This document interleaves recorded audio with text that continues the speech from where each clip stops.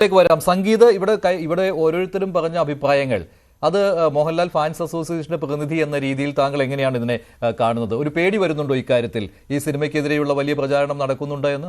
അങ്ങനെയല്ല. ഇത് ഈ സിനിമ എനിക്ക് മുമ്പ് സംസാരിച്ച സാറ് പറഞ്ഞതുപോലെ തന്നെ ഇത് ഒരിക്കലും ഒരു രാഷ്ട്രീയ പാർട്ടി അല്ലെങ്കിൽ ഈ സിനിമയിൽ ഇതൊരു ഫിക്ഷൻ മൂവിയാണ്.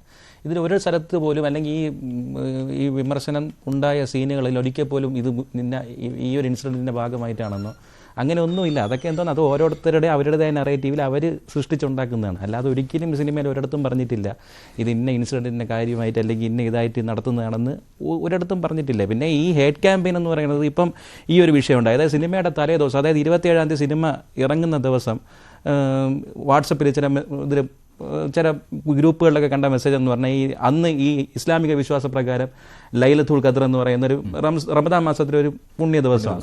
അപ്പോൾ ആ പുണ്യ ദിവസത്തിൽ ഈ സിനിമ ഇതൊരു പ്രൊപ്പഗാൻഡയാണ്, ഇത് സാത്താൻ വർഷിപ്പിനെ അല്ലെങ്കിൽ സാത്താൻ ആരാധനയെ ഗ്ലോറിഫൈ ചെയ്യുന്ന ഒരു മൂവിയാണ്. അപ്പോൾ ഒരിക്കലും നല്ലവരായിട്ടുള്ള അല്ലെങ്കിൽ വിശ്വാസികളായിട്ടുള്ള മുസ്ലിങ്ങൾ ഈ സിനിമ കാണരുത്, മുസ്ലിങ്ങൾ ഈ സിനിമ ബഹിഷ്കരിക്കണമെന്ന രീതിയിലുള്ള ഹേറ്റ് ക്യാമ്പയിൻ വന്നിട്ടുണ്ട്.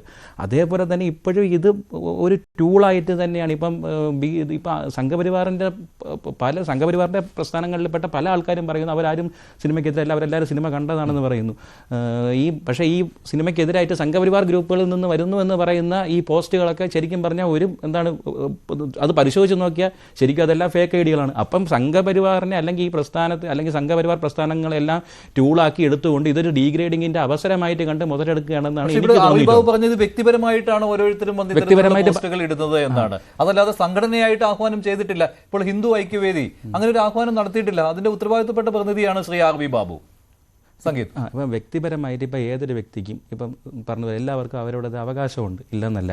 ഇപ്പം ഈ സിനിമ ഇങ്ങനെ ഒരു പ്രൊപ്പഗാൻഡ, അതായത് ഈ സിനിമ കടന്നു പോകുന്ന ഒരു 3 ഫേസിലൂടെയാണ്. അതായത് സയ്യിദ് മസൂദ് എന്ന് പറയുന്ന ഒരു ക്യാരക്ടറിൻ്റെ ഫേസിലൂടെയാണ്, സ്റ്റീഫൻ നെടുമ്പള്ളി എന്ന് പറയുന്ന ഒരു ക്യാരക്ടറിൻ്റെ ഫേസിലൂടെയാണ്, അതേപോലെ തന്നെ അബ്രഹാം ഖുറേഷി എന്ന് പറയുന്ന ഒരു ക്യാരക്ടറിൻ്റെ ഫേസിലൂടെയാണ്. അപ്പോൾ ഈ സിനിമയിൽ ഒരിക്കലും മോഹൻലാൽ എന്ന് പറയുന്ന ഒരു കഥാപാത്രം ഒരിക്കലും ഈ ലാലേട്ടൻ ഫാൻസിൻ്റെ പ്രതിനിധിയായിട്ടാണല്ലോ ഞാൻ വന്നത്. അപ്പോൾ ലാലേട്ടൻ ഒരിക്കലും ഈ സിനിമയിൽ ഏതെങ്കിലും ഒരു വിഷയത്തെയോ അല്ലെങ്കിൽ ഏതെങ്കിലും ഒരു മതത്തെയോ ഏതെങ്കിലും ഒരു രാഷ്ട്രീയ പാർട്ടിയോ വിമർശിക്കുന്ന ഒരു സീനിലും ആ സിനിമയിൽ അഭിനയിച്ചിട്ടില്ല എന്ന് തന്നെയാണ് എൻ്റെ വിശ്വാസം. ലാലേട്ടനായിട്ട് അഭിനയിച്ചിട്ടില്ല.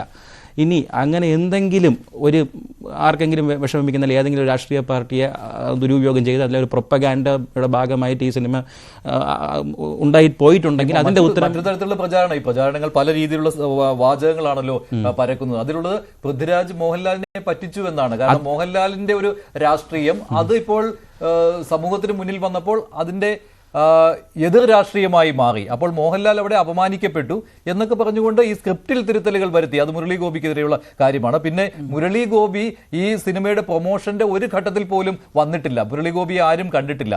അതിന് കാരണം എന്താണെന്ന് ഈ പറയുന്ന പ്രചാരണം നടത്തുന്നവർ തന്നെ കണ്ടെത്തുന്ന കാര്യം ഈ സ്ക്രിപ്റ്റിൽ മാറ്റങ്ങൾ വരുത്തി രാഷ്ട്രീയം തിരിച്ചു. അതിൽ മുരളി ഗോപി അസംതൃപ്തനാണെന്ന് ഇതൊക്കെ ശ്രദ്ധിച്ചുവല്ലോ താങ്കൾ? ശ്രദ്ധിച്ചിട്ടുണ്ട്. അത് വേറൊരു കാര്യം. ഇത് പൃഥ്വിരാജ് ഇതിന്റെ പ്രൊപ്പഗാൻഡയുടെ ഭാഗമായിട്ടാണ് ഇത് സിനിമ ഇറക്കിയിട്ടുണ്ടെങ്കിൽ അതിന്റെ ഉത്തരം തരേണ്ടത് പൃഥ്വിരാജാണ്. ഇപ്പോൾ ഒരു സീനിൽ പോലും ലാലേട്ടൻ നമുക്ക് എല്ലാവർക്കും അറിയാം. എനിക്കെന്നല്ല 47 വർഷമായിട്ട് മലയാളികൾക്ക് മുഴുവനും അറിയാം. ഒരാളെ പോലും വേദനിപ്പിക്കുക അല്ലെങ്കിൽ എല്ലാ രാഷ്ട്രീയ ഇപ്പം ഇവിടെ സംഘപരിവാറിൻ്റെ ആൾക്കാരുണ്ട്, ഇവിടെ ഇടതുപക്ഷത്തിൻ്റെ ആൾക്കാരുണ്ട്, എല്ലാ ആൾക്കാരോടൊപ്പം തന്നെ ഇപ്പം ലാലേട്ടൻ നരേന്ദ്രമോദിയായിട്ട് ഒരുപാട് ചേർന്ന് പ്രവർത്തിച്ചിട്ടുണ്ട്. ഒരുപാട് നരേന്ദ്രമോദിയുടെ പല നിലപാടുകളിലും ലാലേട്ടൻ പിന്തുണ അറിയിച്ചിട്ടുണ്ട്. അതേപോലെ തന്നെ ദേശാഭിമാനിയുടെ അക്ഷരമുറ്റം പരിപാടിയുടെ അക്ഷരമുറ്റം എന്ന് പറയുന്ന ഒരു പദ്ധതിയുടെ ബ്രാൻഡ് അംബാസിഡറാണ് ലാലേട്ടൻ. അങ്ങനെ ഒരുപാട് എല്ലാ രാഷ്ട്രീയക്കാരെ ഒപ്പം നിർത്തിയിട്ട് ലാലേട്ടൻ മുന്നോട്ട് പോയിട്ടുള്ളൂ. അപ്പം നമുക്ക് ഈ സിനിമയ്ക്ക് എല്ലാവരും കൂടെ വേണം. ഒരിക്കലും ഇത്ര ആൾക്കാരെ ഈ ഒരു പാർട്ടിക്കാരെ അല്ലെങ്കിൽ ഒരു രാഷ്ട്രീയക്കാരെ വിമർശിച്ചുകൊണ്ട് ഈ സിനിമ വിജയിപ്പിക്കണം അങ്ങനെ ഒന്നുമില്ല. ഇപ്പം ഞാൻ വരുന്ന സ്ഥലം, അതായത് ഞാൻ തിരുവനന്തപുരം സിറ്റിക്കകത്തുള്ള ചൂഴാറ്റുകോട്ട എന്ന് പറഞ്ഞ സ്ഥലത്താണ്.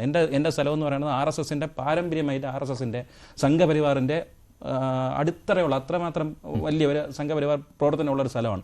അവിടെയുള്ള പല മുതിർന്ന ആൾക്കാരും പല മുതിർന്ന സംഘപ്രവർത്തകരും സിനിമയായിട്ട് കണ്ട് അവരെന്താണ് പിന്തുണ അറിയിക്കുകയും ചെയ്തിട്ടുണ്ട്. അതേപോലെ തന്നെ നല്ല റിവ്യൂ സിനിമ കിട്ടിയിട്ടുണ്ട്. അപ്പം ഇനിയിപ്പം ആർ വി ബാബു സാർ പറഞ്ഞതുപോലെ തന്നെ എന്തെങ്കിലും രീതിയിൽ ഹേറ്റ് ക്യാമ്പയിൻ അല്ലെങ്കിൽ ആർക്കെങ്കിലും അതിന് എതിർപ്പുണ്ടെങ്കിൽ അവർക്ക് അതിനുള്ള എതിർപ്പ് അറിയിക്കാനുള്ള അവകാശമുണ്ട്. അത്